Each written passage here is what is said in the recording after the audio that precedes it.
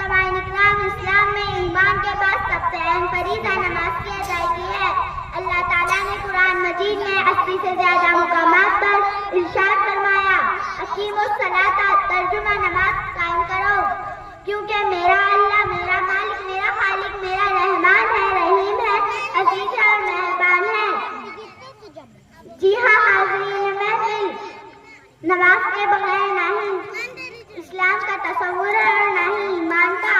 آخر میں اپنی تقریر اس شعر کے ساتھ ختم کرنا چاہتی ہوں۔